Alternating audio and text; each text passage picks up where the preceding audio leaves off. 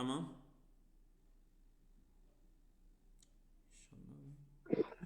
طب أعوذ بالله من الشيطان الرجيم بسم الله الرحمن الرحيم الحمد لله رب العالمين والصلاة والسلام على سيدنا ونبينا أبي القاسم المصطفى محمد وآله طيبين الطاهرين وأصحابه المنتجبين. Malumunuz olduğu gibi biz bu merhalenin son faslına geldik. Bu 10. merhalenin son faslı yani 16. fasıl. Bu merhalede ki fasıllar hemen hemen diğer merhalelerin hepsinden en fazla fasıllar barındırdığı bir merhaleydi. Bu 16. derste 16. fasılda hareketin kısımlarından bahsediliyor. Zaten bellidir, açıktır. Sadece şey olsun diye hatırlatma babından bunu söylüyorum. O harekette biz söylemiştik. Hareketin gerçekleşebilmesi için 6 tane unsur şart idi. Bu 6 tane unsur ile ancak hareket gerçekleşebiliyor. Biri mebde olacak. Bir de muntahadır. İkincisi mevzudur. Üçüncüsü mevzudur. Dördüncüsü mesafedir. Beşincisi zamandır. Altıncısı da faildir. Bu kısımlandırmayı yaparken hareketin gerçekleşmesi için şart olan bu unsurlar üzerinden bu unsurlar dikkate alınarak bu kısımlandırma yapılıyor. Bir kısımlandırma mebde, muntaha üzerinden yapılıyor. Bir kısımlandırma mevzu üzerinden yapılıyor. Bazen de mesafet üzerinden yapılıyor. Fail üzerinden kısımlandırma yapılıyor. Zaman üzerinden kısımlandırma yapılıyor. Zaten örnekleri de veriliyor. Ve burada en önemli olan konu da fail meselesidir. Fail üzerinden yapılan kısımlandırmadır.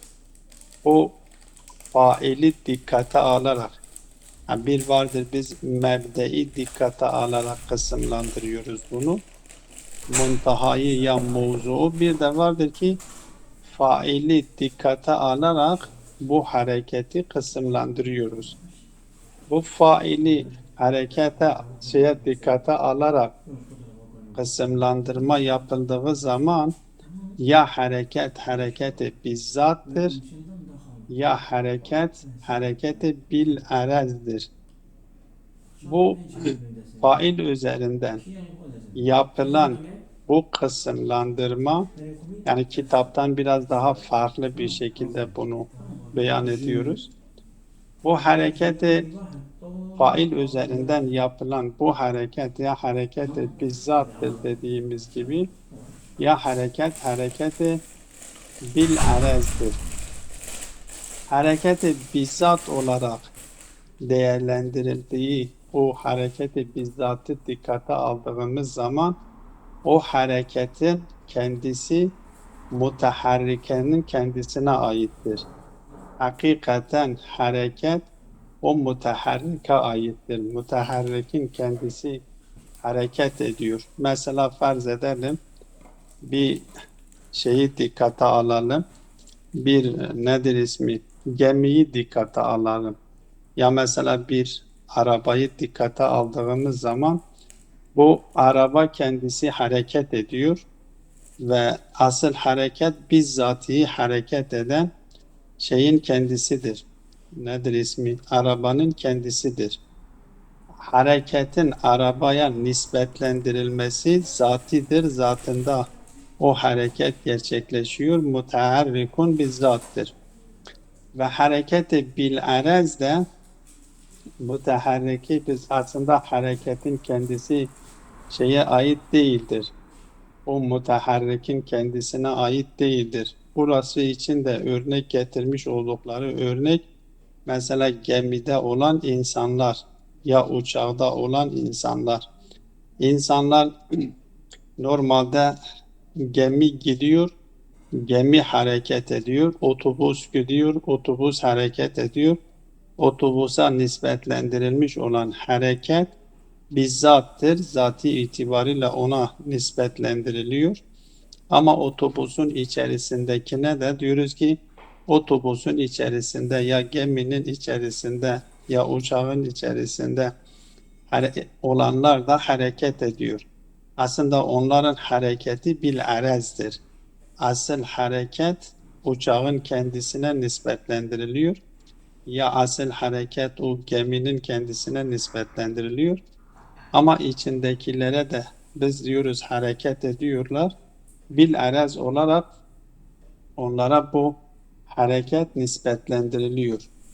Ancak burada dikkat edilmesi gereken noktalardan bir tanesi bu hareketi bizzat olarak kabul edilmiş olan hareket kendi başına üç kısımdır. Ya hareket hareketi tabiidir, ya hareket hareketi kasridir, ya hareket hareketi iradidir.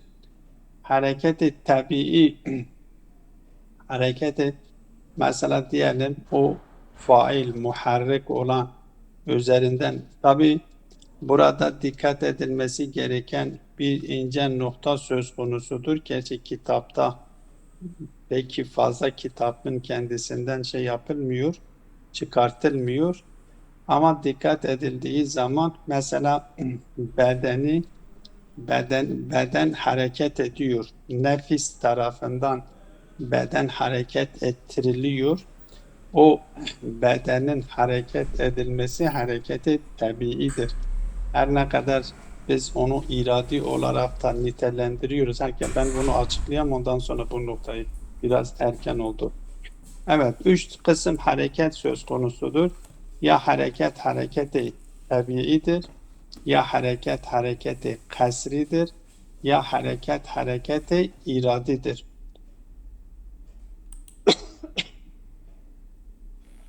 Hareketi hakiki Seyda'nın medreseden eve gitmesi. Değil mi? Hareketi, efendim, Ezati de Seyda'nın medreseden eve gitmesi.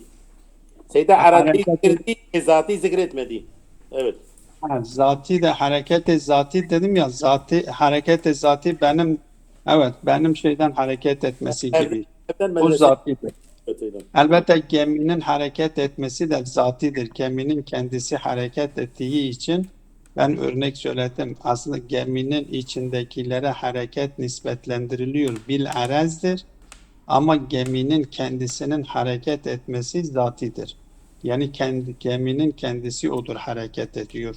Tamam. Yahut da sizin söylediğiniz gibi benim medreseden çıkıp eve gelmem bu benim kendim bizzatihi ben kendim odur hareket. Elbette benim bedenim hareket ediyor ve bu zati olarak hareket benim bedenime nisbetlendiriliyor. Zaten ben odur hareket, bedenim odur hareket ediyor.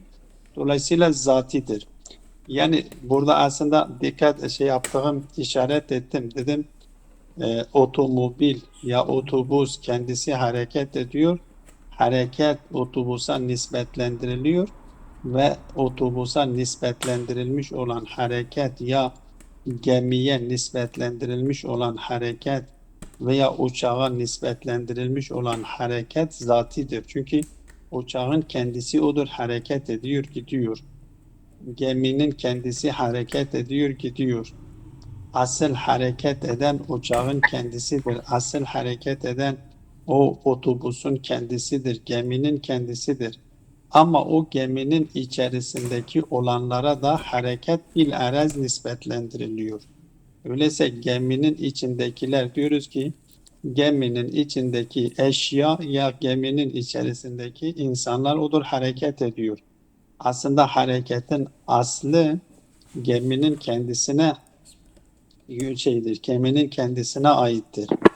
O içindekilere bil'arezdir.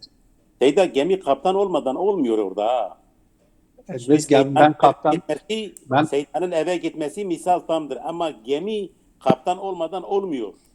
Orada kaptan kaptanın olsa da kaptan olsa da kaptan hareket ettiriyor. Yani o hareket eden yine nedir? Yine gemidir. Hmm, Kaptanın kendisi değildir. Kaptanı hareket etmiyor ki kaptan yerinde oturmuş. tamam Ama Seyda. hareket eden geminin kendisidir. Gözümüzde kaçtı o, tamam. Tamam. Tamam mı? Bu hareketi bizzat dediğimiz hareketi tabii ve hareketi kasri ve hareketi iradi. Üç çeşit olduğunu söylüyorlar. Bu hareketi iradi nedir?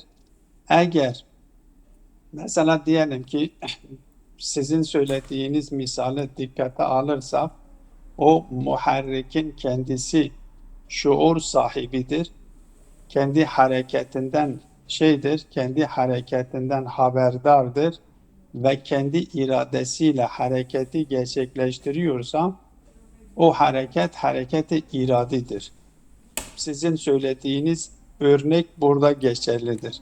Mesela diyelim ben evde oturmuşum. Evde kendim karar alıyorum. Niyetimde ben buradan kalkıp medreseye gideceğim. Ben kendim burada hem hareket zaten bana aittir, hem bu hareketi yapan hem şuurla yapmıştır ve kendisi için maksat da belirtmiştir. Kendi iradesiyle bunu gerçekleştiriyor. Dolayısıyla bu hareketi zati ve iradidir. Hem zatidir hem de iradidir. Bu harekete diyorlar iradi. Ama hareketi tabii. Mesela diyelim ki hareket değildir. Bir şey kendisi şuur sahibi değildir. Bir hareket kendisinde gerçekleşiyor. Hareket kendisinde gerçekleştiği halde o hareket edenin kendisi yani zaten hareketin kendisine nispetlendirilmiş olan o mutaharrik kendisi hareket ediyor ve kendisi için bir maksat belirtmemiş ama kendisinin yapısına uygun hareket ediyor. Yapısına ters hareket etmiyor. Bir diğer tabirle kendi tabiatına uygun hareket ediyor. Kendi tabiatına uygun hareket ediyor ama hareketi hakkında şuuru yoktur ve hareketi hakkında iradesi yoktur. Dolayısıyla kendi hareketi hakkında da bir muntaha kendisi tasavvur edememiş. Mesela farz edelim taşın yukarıdan aşağı inmesi gibi. Taş yukarıdan aşağı inerken taş burada kendisi aşağı iniyor ve normalde taşın tabiatına uygundur. Veyahut da bir ağacın yukarı doğru çıkması gibi. Ağaç siz bir fidan dikmişsiniz. Bu fidanın kendisi kendi tabiatına uygun yukarıya doğru hareket ediyor ve o hareketin kendisi zatına aittir. Yani hareket eden o nedir ismi? Ağaçın kendisidir. Ama ağaç kendi hareketinden zahiri olarak biz diyoruz o irfani ve felsefi boyutuna bakmıyoruz.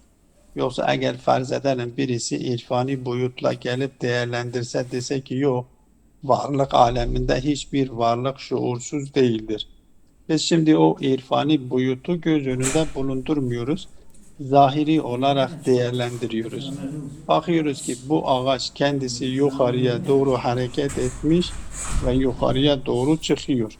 Ama ağaç o fidanın zati itibariyle hareket kendisine aittir. Kendisine nispetlendirilmiş olan hareket zatına aittir. Ve bu hareketin zatına ait olan bu hareketten de kendisinin iradesi yoktur, kendisinin şuuru da yoktur.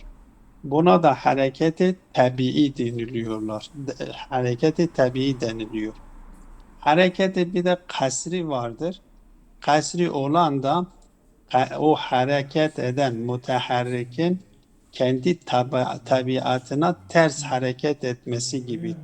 Mesela farz edelim, bazı ağaçlar vardır. Normalde yukarıya doğru gitmesi gerekirken dalları aşağıya doğru. Belki birisi gelip diyebilir ki, ben zahiri olarak söylüyorum ha. Birisi gelip diyebilir ki aslında bu ağaçların tabiatı budur. Tabiatı bu olduğu için kendi tabiatı doğrultusunda hareket ediyor. Farazi olarak diyorum. Diyorum ki farz edelim ki o tam tabiatına ters hareket ediyor. Ve bu ters hareket ediyorsa kasridir. Tabiatına uygun değildir. Başka birisi tarafından ona o hareket yaptırılıyor. Ki bunun için en güzel örnek, ben her ne kadar ağaçların dalları için bazıları aşağı iniyor bunu söyledim. Belki burada bir muhalete de yapılabilir. Birisi gelip diyebilir yok. Burada kendisi de kendi tabiatına uygundur. Dolayısıyla en güzel örnek taşın yukarıya göndermemiz gibi. Birisi geliyor, Çok güzel. alıyor taşı yukarıya doğru. Bir şey mi söyleyecektiniz? Yok, ben de diyecektim, taşın üzerinde Ha, tevazuti, taş da artık tevazuti, hepsini onun üzerinde yapalım. Evet. ha, artık taş söylediğimiz zaman daha taşta ihtilaf söz konusu değildi. Taşı alıyor kendisi, birisi alıyor, kendi taşı yukarıya doğru atıyor. Bu taşın aslında yukarıya doğru hareket etmesi şey değil, onun tabiatına terstir. Yahut da mesela ateş yaktığımız zaman bir örnek daha vereyim ki şey olsun. Sadece taş üzerinden gitmeyelim. Ateş yakıldığı zaman normalde ateşin tabiatı alevin yukarı çıkmasıdır. Ama rüzgar geliyor, onun yukarı çıkmasına engel oluyor. Ya sağa vuruyor ya sola götürüyor. Sağa doğru hareketi. Yahut da mesela farz edelim, bizim bu tüp üzerindeki mesela şey nedir, ocakları, bu şey yaptığımız zaman kendisi normalde yukarı çıkıyor. Ama bir şey üzerine konulduğu zaman artık yayılıyor, engelliyor yukarıya çıkmasına, yani tabiatına uygun hareket etmesinin önüne geçiliyor. Böyle bir şekilde bu şekilde de misal getirebiliriz. Ya ağaç, aynen ağaç için de örnek getirebiliriz. Ağaç normal şey olarak baktığımız zaman kendi tabiatına doğru, tabiatına uygun olarak yukarı çıkıyor. Ama birisi gidiyor onun şeyinden tutuyor, aşağıya doğru eğdiriyor, onu aşağıya doğru şey yapıyor, hareket etmesini sağlıyor. Bu da hareketi kasri olmuş oluyor. Böylelikle fail üzerinden yapılmış olan bu şeylerde diyor ki normal, öyleyse birinci etapta biz fail üzerinden hareket kısımlandırdığımız zaman ya hareket bizzattır ya bil'erezdir. Bu hareketi bizzatı da ya hareketi tabiidir, ya kaslidir, ya iradidir. Ama failleri biz değerlendirdiğimiz zaman faili karib, faili mutevassit, herhalde hocamız bunu sormuştu. Bunun Evet. açıklamasını istemişti. Bu misal üzerinde tatbik edelim. Evet. Mesela faili karib vardır, faili mutevassit vardır ve faili ba'id vardır. Mesela diyelim ki benim kolumun elimdeki kalem. Benim elimdeki kalemi elimi hareket ettiğim zaman benim elimin hareket etmesiyle kalem hareket ediyor. Kalemin hareketini gerçekleştiren benim elimdir. Ve elim o kalemin hareketi için faili kariptir. Bu sefer bu elimin arkasında bu azulat dediğimiz, göç dediğimiz bir şey vardır. O azulatların harekete geçmesidir. Eğer kolumdaki bu azulat, bu damarları deniliyor. Azulat damarlarına ne diyorlar Türkçe? Bu kalın bağırsak damarları mı diyorlar? Bağırsak damarları. Kolon. Bu kalın, Kolon. Ha? Kolon mu? Ha, kolun bu şeyindeki olan damarlar. Bunlar hareket etmeden benim elim hareket etmiyor. Öyleyse benim bu şeyim nedir? Elimi harekete geçiren bu kolumdaki olan yetidir. Bu kolumdaki yetiyi harekete geçiren benim nefsimdir.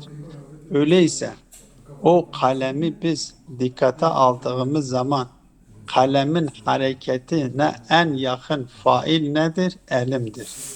Ondan sonra ne geliyor? Kolumdaki o yetidir. Ve o kolumdaki yetiyi de harekete ettiren nedir? Benim nefsimdir. Öyleyse benim elim kalem için faili ba'id, faili kariptir. O ortadaki olan yetilerin harekete geçmesi o faili mutevessittir. Ve nefsim de faili ba'id olmuş oldu. Ben sadece bunu beden üzerinden bunu şey yaptım. Ama biz bunu genel varlık aleminden de değerlendirebiliriz. Ben aslında benim kolum ne yapmıştır? Kalemi harekete geçirmiş. Öyleyse faili karib benim elim yani kolum komple. Benim kolumu, bedenimi harekete geçiren nefistir. Bu faili mütevessittir. Benim nefsimi de harekete geçiren Zat-ı Bari Teala'dır. Öyleyse nedir? Zat-ı Bari Teala da faili ba'id olmuş oldu. Bu biraz izafidir. Yani nisbidir, görecelidir. Seyda, Şeylere göre değiştirebiliriz bunu. Seyda, kalemin hiç payı olmadı mı burada bir şey? Kalemin harekete geçirmesi payı yoktur ki. Ben geçiriyorum. Kalem kendiliğinden hareket edemiyor ki. Şimdi taşı adam yukarıya atıyor. O Peki kasridir. Seydam taşı yukarı atıyor. Diyor taşın Müteharrik fail. Bak o müteharriktir ha. Fail değil de. Müteharriktir. evet. O Şimdi o müteharriktir.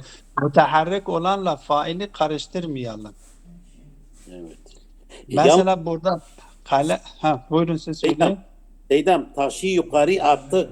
Taşın yukarıdan aşağı inmesi bu sefer O tabi. tabiidir. O tabiidir. Yani O müteharriktir. O tabi tabiidir. diyorsa, Faili tabiidir. peki o O tabi faili diyorsa, yalnız oradaki müteharriktir. Yani müteharrik bu sefer o fail o şeyi aslında orada da biraz eğer incelik olarak düşünürsek o taşın aslında muharriki taşın kendisi değildir ki yer çekimidir. tabi Seydam şimdi taş yukarıdan aşağı inerken hareket ona peyda oluyor da yukarıdan aşağıdan yukarıya çıkınca niye ona hareket bir pay almıyor burada Yok hareketten? biz diyoruz, ben pay almıyor demiyorum yukarıdan gelirken de ben fail demiyorum ki müteharriktir diyorum. Bakın müteharrikle faili karıştırmayın. Şimdi taşın yukarıdan aşağıya gelmesi taşın kendisi müteharriktir. Evet. Ama o taşı aşağıya çeken fail nedir? Yer çekimidir. Evet. Peki hareket meydana gelmiyor. Hareket meydana geliyor. Hareket vardır ama bu hareket kime aittir zatı itibariyle? O taşa aittir. Bak kim o taşı ki hareketlendiren kimdir? Yerin cazibesidir herhalde. Muharrik odur, fail odur. Müteharrikin kendisi taştır. Yani faal yerin cazibesidir. Tabii fail yani dışarıdan onu harekete geçiriyor. Onun için biz diyoruz ki her müteharrik için bir fail olması lazım. Yukarı çıkınca adamın elidir. Elidir. O güç o gücü oraya güç yapmıştır. Gücü de veren zat-ı baridir. Zat-ı Bari Teala'dır. Öyleyse ben faili karibim. Benim nefsim faili mütevessittir. Zat-ı Bari Teala da faili ba'iddir. Tamam Seydam. Ben bunu öğrenmek istedim. Hadi al. Tamam Seydam. Yani bu şekilde biz de şey yapalım. Yalnız dediğim şekilde bu karib ve mutevessit çünkü mutevessitler aynen şey gibidir. Şey gibi düşününüz hocam. Biz mefhumları mahiyetleri kısımlandırırken diyorduk no vardır, cins vardır. Mesela no Garip. vardır. Garip No, var. no, cinsi karib vardır, cinsi mutevassit vardır, Ay, cinsi ba'id vardır. hı, Yalnız mutevassit dediğimiz zaman bu mutevessitler 2 tane de olabilir, 3 tane de olabilir, 5 tane de olabilir. evet. Çok olan mutevassit yani en ba'id ile en yakın arasında yer alanların hepsi mutevessittir. O Anladım. şekilde yani illa 3 tane olması gerekmiyor ha. Yani mutevassit olması için illa sadece 3 tane olması gerekmiyor. Bir tane karib, bir tane mutevassit, bir tane ba'id öyle değil. Belki mutevasitler 10 tane de olabilir, 20 tane de olabilir. Aynen. Aynen. Seyda Ha. burada Önemli olan o karible o ba'id arasında yer almış olmasıdır. anladım. Seyda burada tabiinciler ne diyor ki tam aralarındaki muhalefet? Şimdi burada tabiincilerin reddidir. Tabiincilerin görüşü nedir burada? Seyda onu da söylesin geçelim. Tabi'iler diyor faili ba'idi kabul etmiyor. Materyalistler diyorlar ki faili ba'id yoktur. Artık yani bu zatında bu hareket vardır. Zatından kaynaklanıyor. Fail bunun dışından bir fail. Yani biz zaten bir fail, zat-ı Bari Teala'yı bir mebde-i ba'id dediğimiz zat-ı Bari Teala'yı kabul edecek ve bütün hareketleri ona nispetlendireceğiz. Böyle bir durum söz konusu değil. Çünkü bunlar her şeyi madde üzerinden açıklamaya çalışıyorlar. Tamam. Tamam Seyda. Hop. El faslu sadisu aşer fi inkisamatil hareke. Hareketin kısımlandırması hakkındadır. Tenkasimul hareketu bi inkisamil umuri sitteti leti teteallaku biha zatuha fe inkisamuha bi inkisamil mebde'i vel hop. Tenkasimul hareketu bi inkisamil umuri sitteti elleti teteallaku biha zatuha. Yani şimdi 6 tane emir vardır, 6 tane unsur vardır ve bu 6 tane unsur hareketin kendisi bu 6 tane unsurlara taalluk etmiş. Muteallik o 6 tane unsura muteallıktır. Elleti o 6 tane unsur üzere dürten kasimul hareketu bi inkisamil umuri sitteti o 6 tane emir üzerinden kısımlandırılıyor ki bu 6 tane emir de nedir? Elleti teteallaku biyazatuha hareketin zatı bu 6 taneye müteallıktır. Yani hareketin gerçekleşebilmesi için bu 6 tane unsur lazımdır. Bu 6 tane unsur olmaksızın hareketin gerçekleşmesi imkansızdır. Hareketin zatı bunları gerektiriyor. Bunlar olmaksızın hareket diye bir şey söz konusu olmaz. Hop, o 6 tane şey nedir? Zaten işaret etmiştik. Mebde ve muntahadır. Mevzudur ki kendisi de zaten burada üzerinden kısımlandırmayı yapıyor. Ve inkisamuha bi inkisamil mebde'i vel muntaha. Birincisi nedir? Hop hareket için biz dedik bir mebde söz konusudur, bir muntaha söz konusudur. Elbette yine burada yine hatırlatmakta fayda vardır. Mebde'in kendisi hareketin kendisine ait değildir. Çünkü mebde taraf olarak biz mebde için aslında taraf tasavvur edemiyoruz. Çünkü hareket dediğimiz zaman kendisi farz hareketin seyyal olduğundan dolayı bir cüz'ü kendisi eğer hareket etmiyor desek yani mebde olarak kabul edersek ya muntaha olarak kabul edersek hareketten düşmüş oluyor. Yani hareketten sayılmıyor. Mebde'in kendisiyle muntahanın kendisi hareketten sayılmıyor. O mebde ve muntaha üzerinden yapılan kısımlandırma ne gibi harekettir? Aslında kısımlandırmaktan ziyade biz isimlendirme de diyebiliriz. Kel hareketi min mekanin keza ila mekanin keza. Ben bu odada oturmuşum, bu odadan kalkıyorum, başka bir odaya gidiyorum. Bu odanın benim için mebdedir, gittiğim oda da muntahadır. Vel hareketi min levnin keza ila levnin keza. Mesela kırmızıdan nedir? yeşillikten sarıya, sarıdan kırmızılığa dönüşmesi gibi. Ve hareketun nebati min kadri keza ila kadrin keza. Burada da kemdir, hareketi kemdir. Lon hareketi keyiftir. Ama buradaki hareketi nebat min kadrin keza ila kadrin keza, mesela 1 santimetreydi, 2 santimetre oldu. 5 santimetreydi, 10 santimetre oldu. Bir ağacı düşününüz, ya buğday ekiyoruz. Buğday kendisi ne yapıyor? Buğdayın otu kendisi hareket ediyor. 1 santimetreden 5 santimetreye gitmiştir. Bu mebde, bir mebde kendisi söz konu. Mebde vardır, bir muntaha vardır da hareket ediliyor. Bu bir. Yani burada hem mekansal olarak bir şey söz konusudur, hem keyf olarak bir hareket söz konusudur ve hem kem olarak bir hareket söz konusudur. Mebde ile muntaha üzerinden yapılan kısımlarda. Ve inkisamuha bi inkisamil mevdu. Mevzuğa göre biz bunu kısımlandırabiliriz.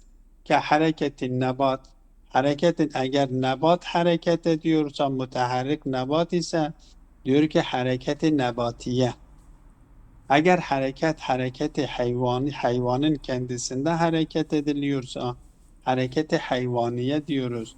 Ve eğer hareket insanda söz konusuysa hareketi insaniye diyebiliyoruz. Çünkü burada müteharrikin o mevzu nedir? Nebattır, ya mesela diyelim hayvandır ya insandır. Ve inkisamuha bi inkisamil mekule. Mekule, o 4 tane mekule ki mesela dedi, meşhur demişti, kendisinde hareket gerçekleşiyor. Keyiftir, kemdir, vezdir, eyndir. Orada da hareket gerçekleşiyor. Hareketi eyni diyebiliriz, hareketi keyfi diyebiliriz, hareketi kemmi diyebiliriz, hareketi vez'i diyebiliriz. Yani onun konusuna göre biz onu ne yapabiliyoruz? İsimlendirebiliyoruz ki meşhur bu 4 tane de hareket kabul ediyor.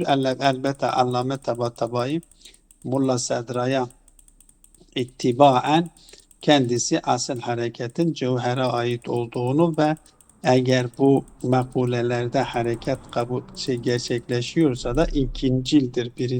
Birincil hareket değildir. Ve inkisamiha bi inkisami zamani, zamana göre ki o şeylerinden, o unsurlardan, o umurlardan bir tane, emirlerden bir tanesi de zamandır. Zaman üzerinden kısımlandırılabiliyor. Kel hareketi leyliyeti vel hareketi nahariye gibi. Bunlar da zaman üzerinden. Elbette bunlar içerisinde tedahül olabilir. Yani illa sadece zamanidir, artık başka bir şey değildir. O anlamda değil. Sadece o ciheti dikkate alıyor. Vel hareketi seyfiyeti vel hareketi şeteviyeti. Ya, kış hareketi, mesela kış, ya mesela diyelim ki yaz gibi. Ve inkisamiha bi inkisamil faili kel hareketi tabiiyeti vel hareketi kasriyeti vel hareketi iradiyeti. Burada ben orada özette önceden hareketi zati ve hareketi arazidir demiştim. Ve hareketi zatiyi 3 kısma ayırdık ki burada o hareketi zatiye işaret ediyor. Diyor ki ve inkisamuha bi inkisamil faili kel hareketi tabiiyeti. Hareket-i tabiiye zaten örneğini söyledik. Vel hareketil kasriyeti, onun örneğini de söylemiştik. Vel hareketil iradiyeti, ve hareketi iradi de örneklerini söylemiştir. Ve yelhaku biha bivechin el hareketu bil arazi. Burada bu hareket-i iradiye nedir? Şey yapılıyor, diyor ki bir şeyde nispetlendiriyor, ya hareketi zatiye, biz hareketi arazi de izafe edebiliriz. Biz bir hareketi hareketi arazi de bu hareketi iradiye yapabiliriz, ilhak edebiliriz. Niye biz hareketi arazi, biz hareketi iradiye ilhak edebiliriz? Diyor ki فَاِنَّ الْفَائِلَ اِمَّا اَنْ يَكُونَ ذَا شُعُورٍ ve iradetin bin nispeti ila fiili o şey olarak şey yapıyor. O hareket nedir? Hareketi tabii ve hareketi niye hareketi biz tabii hareketi kasri ve hareketi iradi olarak nitelendirdik onu açıklıyor. فإن الفاعل إما أن يكون ذا شعور وإرادة بالنسبة إلى fiilihi. Fail ya şuur ve irade sahiptir. Kendi fiilini biliyor. Zaten örneğini söylemiştik. Emla veya fail kendi şuur sahibi değildir. Vel evvelu huvel failun nefsaniyyu. Bu kendi şuur sahibi olup, irade sahibi olup, kendi fiilinden, kendi hareketinden hareketinin farkında olan ve kendisi için bir maksat belirlemiş olan bu hareketi nefsanidir. Nefse nispetlendirilmiş olan hareket gibi. Vel hareketin vel evvelu huvel failun nefsani.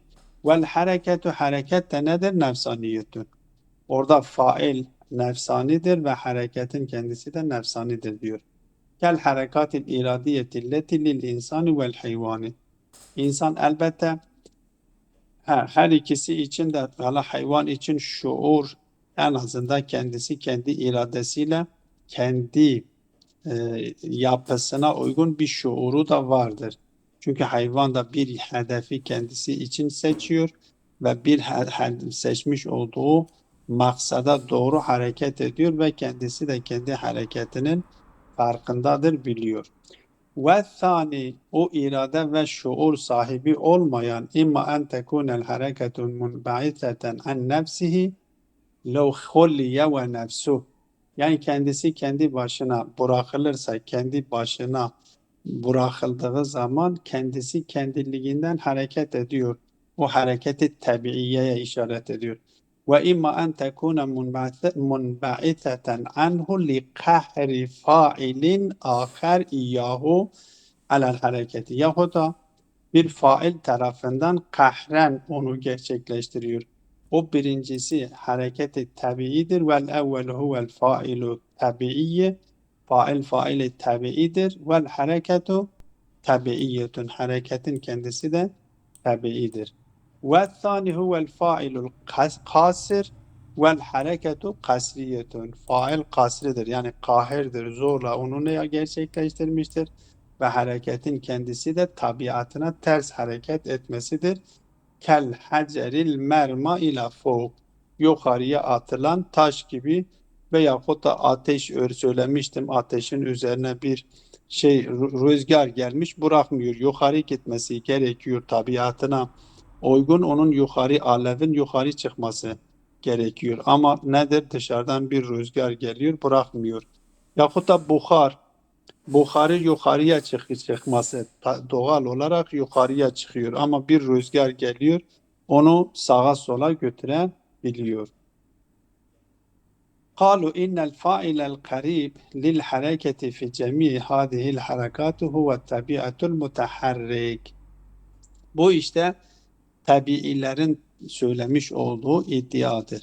Yani bu faili karib nedir bu hareket için? Fi cemi hazil harekatı huve tabiatul mutaharriku. O mutaharrikin tabiatıdır. Hop. En tesgirin nefsaniyin. Elbette bu bir tesgiri nefsani, kendisinde bir tesgir gerçekleşmiş. O nefsinden kaynaklanan bir tesgir ile onu gerçekleştirmiş. Mesela farz edelim, hatta bunu da bedenimizin hareket etmesi de bile tesgiridir. Çünkü bizim nefsimiz, mesela ben diyelim, bedenim hareket ediyor.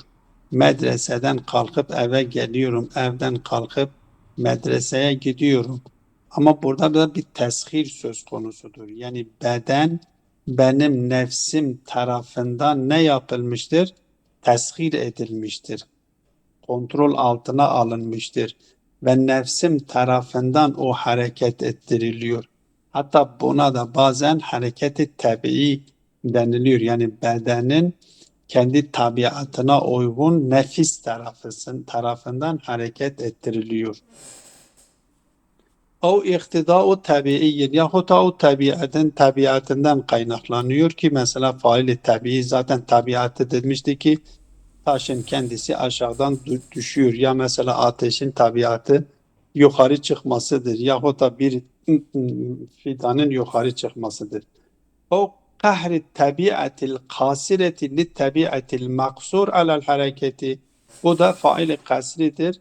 Geliyor kendisi ne yapıyor? Onu zorla kendisinin tabiatına ters onu harekete geçiriyor. Ki bunu da zaten bir misalini söyledim. Vel mebde'ul mubaşirul mutevessitu beynel faili ve beynel hareketi huve mebde'ul meyl ellezî yuciduhu el fail fi tabiatil mutaharrik. Bu noktayı dışarıdan işaret etmemiştik.